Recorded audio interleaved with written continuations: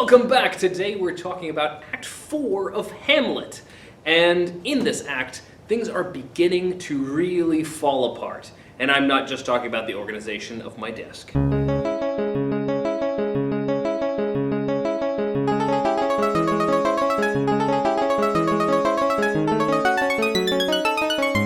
As you recall from our video over Act 3, Act 3 is generally the climax of a Shakespeare play in which the characters do something that really changes the course of everything else in the play. And in that act, we saw Hamlet not only kill Polonius, but also fail to kill Claudius when he had him right there in front of him. And now we're going to see the immediate repercussions of those actions, or inactions. As the act continues, we're also going to see the more long-reaching repercussions. We also expect, as this is Act 4, to find a sense of hope that maybe our hero will overcome that mistake. Will Hamlet have one more chance to kill Claudius? Will Hamlet be able to pay for his murder of Polonius, or get away with it? That's something that has to be explored in Act 4. The first half of Act 4 deals with what happens immediately after the murder of Polonius. The second half of Act 4, with the more long-reaching consequences, we will deal with in our next video. Act 4, Scene 1, though, opens pretty quickly after the last scene of Act 3 ended. The king comes in and wants to know why Gertrude seems so upset. Well, it's because she just witnessed a murder. Not only that, but her son was acting like he had seen a ghost and convicting her of all of her miserable crimes against her former husband. The king says, "What, Gertrude? How does Hamlet?" And the queen says, "Mad as the sea and the wind when both contend, which is the mightier? In his lawless fit, behind the arras, hearing something stir, whips out his rapier, cries, 'A rat, a rat!' and in this brainish apprehension kills the unseen good old man." Okay, a question we might ask in this scene. Is Gertrude on Hamlet's side, or is she on Claudius's side? At the end of the last scene, she said she would not breathe a word of what Hamlet had told her to anyone else. And yet here she is immediately ratting him out for murdering Polonius. I think you could argue for maybe either way, but she doesn't tell of all the things he really told her. She only tells the obvious thing that's gonna come out anyway. I mean, it's pretty impossible to cover up the fact that there's a big blood stain on her floor. And she does emphasize how crazy he was when it happened. The king's immediate thought is not, "Oh, poor Polonius," but, "Oh, heavy deed, it had been so with us, had we been there." He immediately thinks, "Man, that could have been me. Ah! Alas, how shall this bloody deed be answered?" The king is upset that he's let Hamlet alone for too long. He feels like he needs to resolve his Hamlet problem as quickly as possible. The queen kind of softens it by saying, "He is gone to draw the body apart he hath killed, or whom his very madness, like some ore among a mineral of metal's base, shows itself pure. He weeps for what is done. You should have seen how upset he was that he had done this." And Claudius is like, "Yeah, sure." So the king sends Rosencrantz and Guildenstern to go collect the body of Polonius from Hamlet and to bring Hamlet in to custody so that we can resolve this issue. After all, if rumor gets out that the prince is murdering beloved counselors, this is going to cause a really bad political scandal. Not something Claudius wants. Scene 2. We find Hamlet, who is dusting off his hands after safely stowing the body, and enter Rosencrantz and Guildenstern, and they question him about where he's put the body. Hamlet does his usual trick of dancing around them linguistically, and then calls them sponges, which confuses them. "Take you me for a sponge, my lord," says Rosencrantz. "Aye, sir, that soaks up the king's countenance, his rewards, his authority, but such officers do the king best service in his end. He keeps them like an ape in the corner of his jaw, first mouthed, the last to be swallowed. When he needs what you have gleaned, it is but squeezing you, and sponge, you shall be dry again."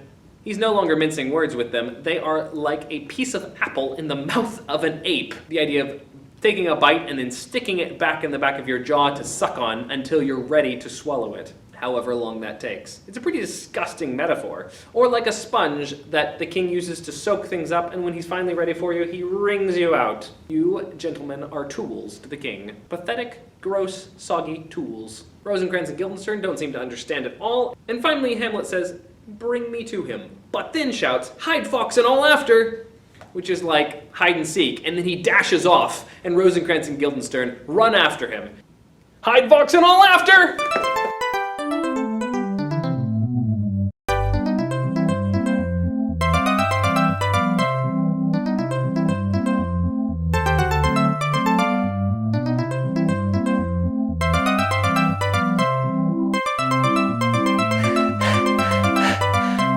chasing him throughout the castle. And so we reach scene 3 already. Scene 3 opens with Claudius musing on how he's going to deal with Hamlet in such a way that puts him in the best light. How dangerous it is that this man goes loose. Yet we must not put the strong law on him. He's loved of the distracted multitude, who like not in their judgment, but in their eyes. And where 'tis so, the offender's scourge is weighed, but never the offense. I've got to deal with him in such a way that doesn't look bad on me, because the people all love Hamlet, even if he does stupid things. Finally, Rosencrantz comes in and says, well, we caught him, he's guarded out there, but we don't know where he put the body. So the king asks him to come in and has this great dialogue with Hamlet. It's one of my favorite little linguistic dances that Hamlet does. Now, Hamlet, where's Polonius? At supper. At supper? Where? Not where he is eats, but where he is eaten. A certain convocation of politic worms are e'en at him. Your worm is your only emperor for diet. We fat all creatures else to fat us. We fat ourselves from maggots. Your fat king and your lean beggar is but variable service. 2 dishes to 1 table. That's the end. A man may fish with the worm that hath eat of a king, and eat of the fish that hath fed of the worm. Claudius says, what dost thou mean by this? Nothing but to show you how a king may go a progress through the guts of a beggar. Notice the way Hamlet has begun to change in his opinions about death. After all, he's encountered more and more of it, and even now caused some of it. He's beginning to realize that death is kind of a part of life, and everybody's gonna die. This is his first glimpse into it, and this idea is going to be further explored in a future scene. The king finally demands where Polonius is. And Hamlet replies, in heaven. Send thither to see. If your messenger find him not there, seek him the other place yourself. Ooh, burn. But finally Hamlet says, but indeed, if you find him not within this month, you shall nose him as you go up the stairs into the lobby. A month from now, you're going to start smelling something around the lobby stairs. And the king says to his attendants, go seek him there. And Hamlet says, he will stay till you come. Notice how Hamlet, even after just committing a murder, is capable of being so flippant and clever with his language. Especially around Claudius. Maybe more so around Claudius than anyone else. And the king says, for your own personal safety, we're going to send you to England. Which, okay, we knew was coming. We said that in the last act. And Hamlet says, but come, for England. Farewell, dear mother. Thy loving father, Hamlet, says Claudius. My mother. Mother and father is man and wife. Man and wife is one flesh, so my mother. In his twisted, convoluted, circular way, Hamlet is again referring to the fact that Claudius has married his mother, which doesn't make him Hamlet's father. In fact, Hamlet seems to convey that Claudius, parading as his father, is just as strange as Claudius actually literally being his mother. So the king sends Rosencrantz and Guildenstern away with Hamlet towards England, and as they all exit, the king finally says what he's planning on doing. And England, if my love thou hold'st at aught, as my great power thereof may give thee sense, since yet thy cicatrice looks raw and red after the Danish sword, and thy free awe pays homage to us, thou mayst not coldly set our sovereign process, which imparts at full, by letters congruing to that effect, the present death of Hamlet. Do it, England. For like the hectic in my blood he rages, and thou must cure me, till I know 'tis done. Howe'er my haps, my joys were ne'er begun. So we find out that Claudius is planning to send a letter to England with Hamlet, telling England to kill Hamlet for him. It's the only cure for Claudius. England owes Claudius and will listen to his instruction. So as soon as Hamlet presents himself to the King of England, he will be executed. If all goes according to plan. And so we arrive at scene 4. Wow, the scenes just fly by in the first half of this act. In scene 4, we are reminded of Fortinbras. Remember him? It's been a while. He was threatening Denmark until Claudius told his uncle to tell him off. So now, young Fortinbras is going to march against Poland instead. In fact, he's going to march through Denmark with a full army. And he's sending word to the king of Denmark, Claudius, to let him know that he's marching through his country. As the army marches by, Hamlet and Rosencrantz and Guildenstern enter the stage. They see this big army, and Hamlet replies, hey, who's that? The captain explains that this is Fortinbras, and that they're marching against a completely useless piece of land in Poland that nobody really wants, and yet they're all willing to fight to the death for. We go to gain a little patch of ground that hath in it no profit but the name. To pay 5 ducats, 5, I would not farm it. Nor will it yield to Norway or the Pole a ranker rate, should it be sold in fee. So it's completely useless, and yet both sides are willing to fight to the death for it. Why? Because of honor. Hamlet is a bit stunned by this, and as everyone walks on, he muses to himself in yet another soliloquy.